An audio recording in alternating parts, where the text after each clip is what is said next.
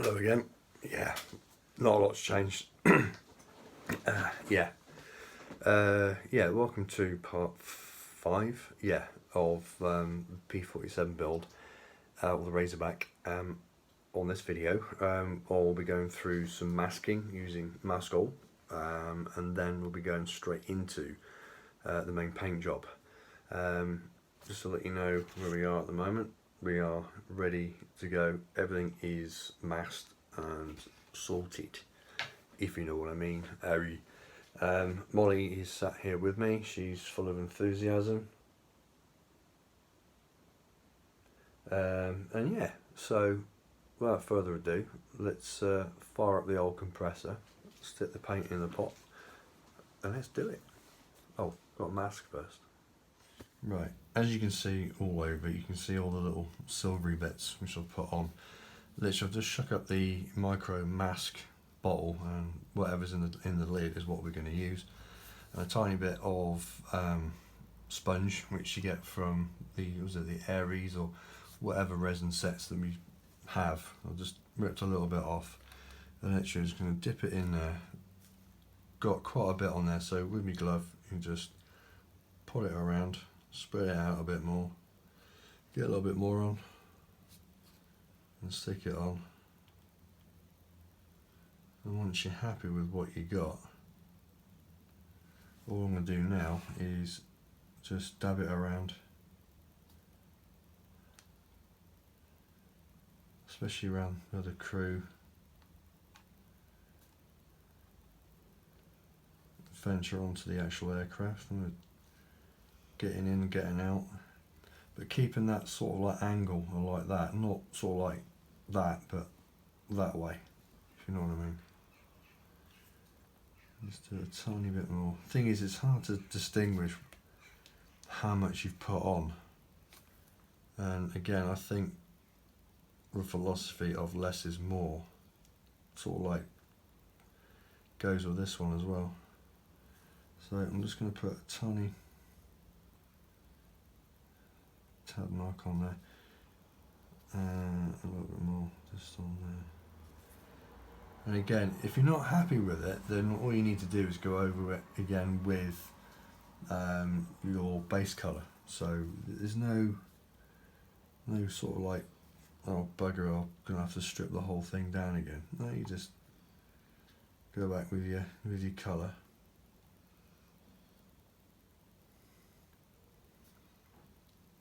So you haven't got that added pressure of in your head that, oh, I've got to get this done first time proper or not, I'm gonna make a balls of it or whatever. No, you won't. A lot of the time that I've got results that I'm really happy with, whether anyone else is happy with it is irrelevant, but it's like these happy accidents. You think, well, I'm going to do it this way, and you do it, and it doesn't work out the way that you think, and you end up doing it a different way by accident. And when everything's dried and all the rest of it, you think, oh, bloody hell, yeah, that's cool. And hence a happy accident. And I tend to have quite a lot of them, because I do like to do things different, do something I haven't done before or whatever. And it just comes out that, every now and again you have one of these moments and it pays off. So yeah, right, let me crack on with that, and then we'll get on with the neutral grey on the undersides. Okay, back in a minute. Right, on with the neutral grey. Again, it's the tacker,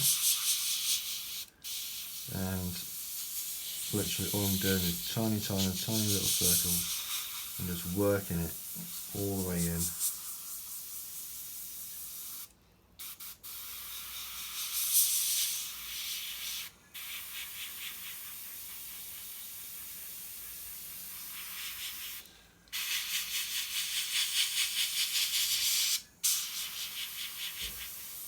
because what I want is I want quite a heavy-ish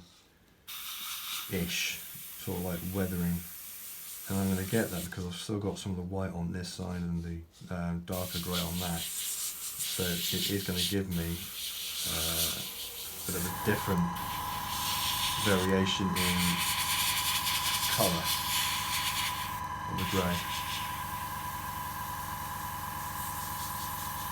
So what I'll do, let me just carry on with that, and literally all we're going to do is go over it again with a few light coats, then going into where all the panels are and seeing what we've got from there, and then carrying on. So let me crack on with this bit and I'll come back and show you. Right, hopefully you can see that where it's quite, well, you can say it's mottled really. That is what I'm really sort of getting more of a proper light. There we go. That, so you can see sort of that the effect that I'm after is quite, I don't know, distorted, quite, I don't know, naff, one for a better word, but that's what I'm after, and that's what I'll do for the rest of the underside. Once everything's unmasked and weathered, it should all come together, and it'll be hopefully but more of a realistic sort of like look. But one thing I'm looking at is that obviously this aircraft's been around for a while. It's now gone through D-Day, it's gone through the autumn, it's gone through, you know, it's now going to go through the winter, so it is going to get pretty battered. So anyway, that's what I'm hoping for the rest of the undersides. Right, just finishing off the underside of the neutral grey. It's very, yeah, I don't know, Molly, I don't know. I know it's patchy, but that's what I'm after. And again, if I don't like it, just go back to the colour, which I'll have in here, and I can go back and alter anything that I think needs altering.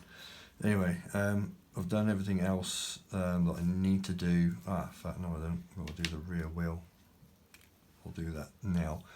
So what I'll do is do the colour change, and what I'm thinking of doing is first of all going in with the olive drab late, which it is for this particular model, and go in after that and do some bleaching with the olive drab early. Whether there's going to be much difference, I don't know. Shaking these up, I don't think there's going to be an awful lot of difference. So all I'll do is get some, I may even just use the neutral grey and just add that into like a mix and shoot it down and do the old bleaching over the panels, but I'll show you that in a sec. So what we'll do, let me just finish that off, do the colour change, and we'll come back to it. Right.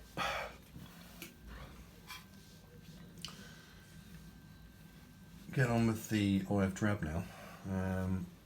I've done the horizontal stabilisers and they've come out alright. Even Molly agrees, thanks Molly. So really what I'm going to do now is just carry on, but this is going to take some time, because literally I'm going to be doing little circles and just filling in just little bits as we go along.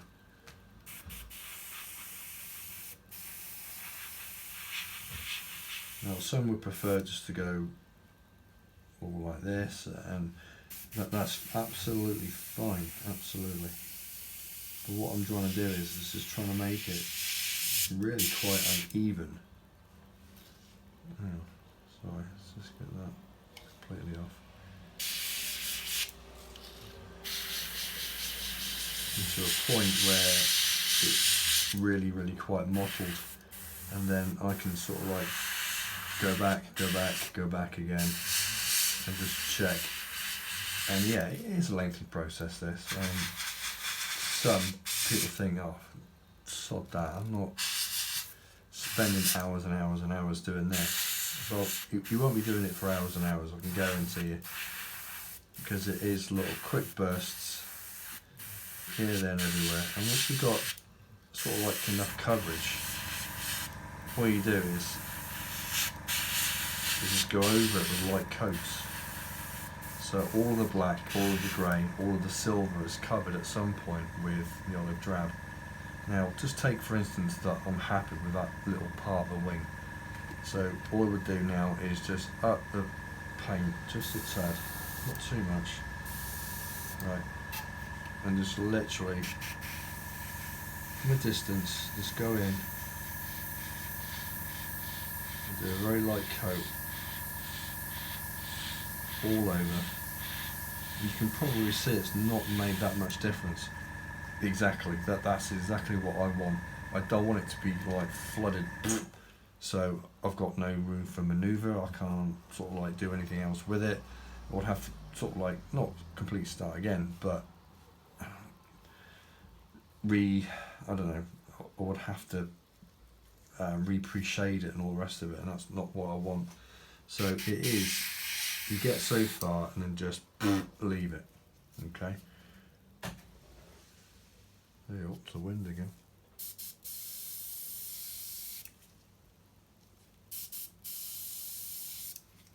And then I'll just go again and restart the wing.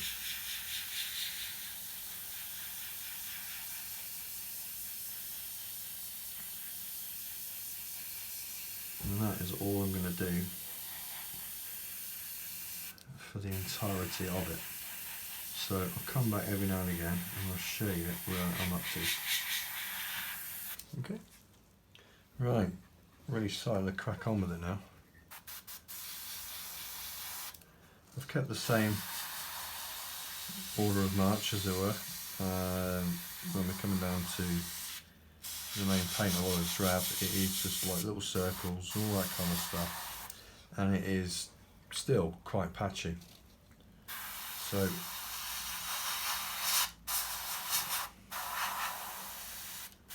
what I'm thinking of doing, I've already said before, you get to that point where you're like, okay, getting a bit windy now, and you just sort of like keep stop and start, and keep looking of what you're doing, and then you just get to the point where it's like, right, okay, it's still very patchy, so I can now go in with a lighter shade of the olive drab. The early one, I don't think I'm even going to bother going over it. I'll just use the neutral grey and just tone it down a little bit.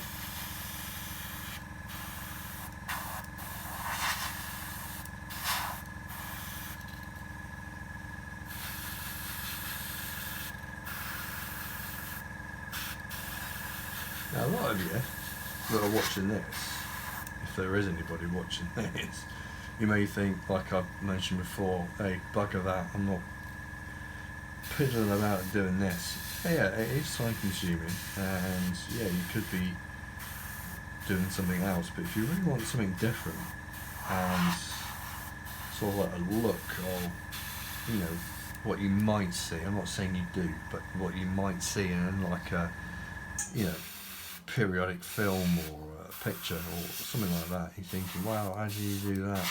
Well, this is part way of actually trying to emulate that. It's not the absolute, this is how you do it, end of. No, it's not. It's whatever you pick up and what you're happy with.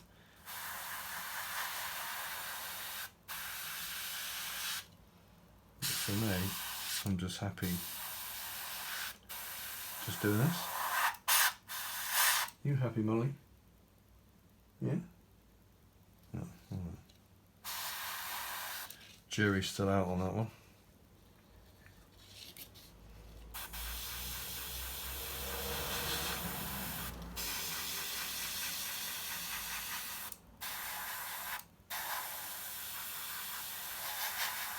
I think sometimes also it's when you do things like this, you get what you used to do, if you use like Tamiya paints or whatever it was, and you just go wow, yeah.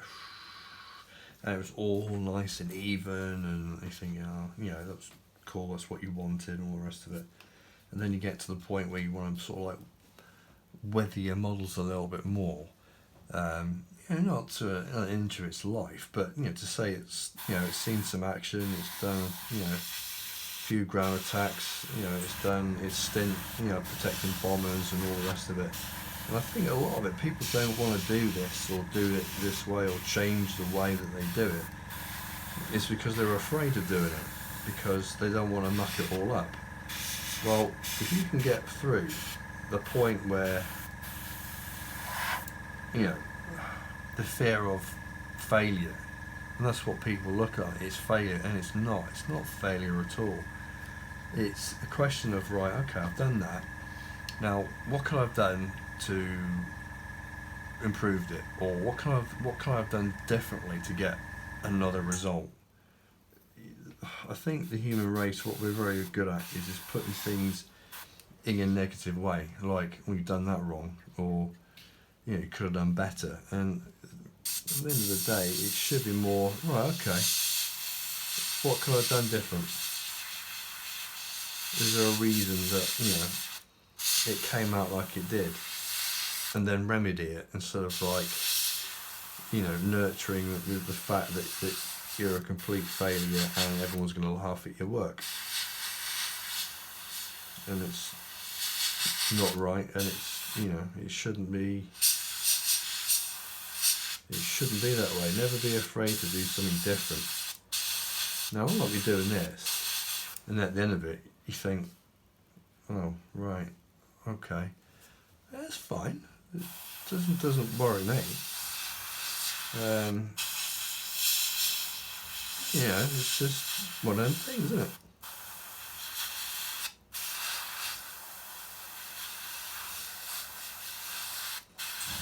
Now, some of you would be thinking, or even saying to the screen, Lenny, that was quite philosophical. Oh, I've got something at the door. 1 second. Right.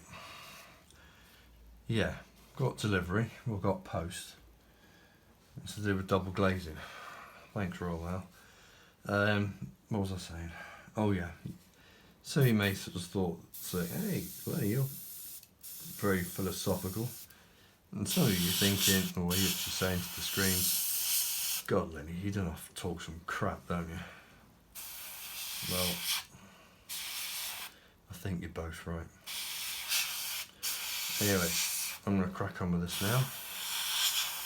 And when I'm finished, or I'm up to the point where I'm thinking, yeah, I'm happy with that, we'll come back and I'll show you. Okay? Right, see you in a bit. Right then. I'm happy. I'm happy with the result that I've got with this. So yeah. So what I'll do is just go through, well, you can have a look at it now. I've yet to, obviously got to lighten some of the panels as well. But just to give you a bit more of a broader sort of like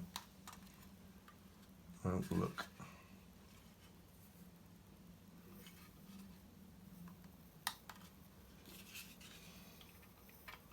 And hopefully the camera will be able to pick it up. There you go. So you can see now it is, well, to my eye, it is still quite patchy. Yeah, I know. So with that end, yeah, I'm really quite happy with that.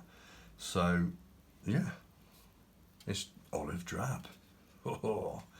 Right, so what I'll do is now, let me see what I've got on this video now, and what I'll do is, if it's chock-a-block, then I'll just stop it, we'll do it again, and I'll show you how I do some of the sort of like the lighter shading, as it were.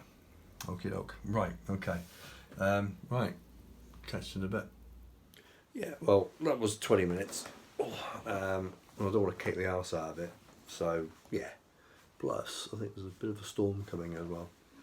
Anywho, what I'll do is I'll start the next video. I'll just go through very lightly, pardon the pun, the highlights and all the rest of it. Then what we'll do, once I'm happy with that, we'll take all the masking off. So it'll show you the invasion stripes, and probably then it'll go straight into decals. I won't go too much into that. I'll just do it, because it can be quite mind numbing, because we've all done decaling before anyway. But you know, and I don't do it any different from what either Phil, Steve, or anybody else does. So there's no surprise. Ooh. Okay, so what I'm going to do is let me just upload this. Watch a bit more of dogfights. I'm on kamikazes at the moment. And yeah, see you on the next video. So until then, from myself and Molly, who's asleep.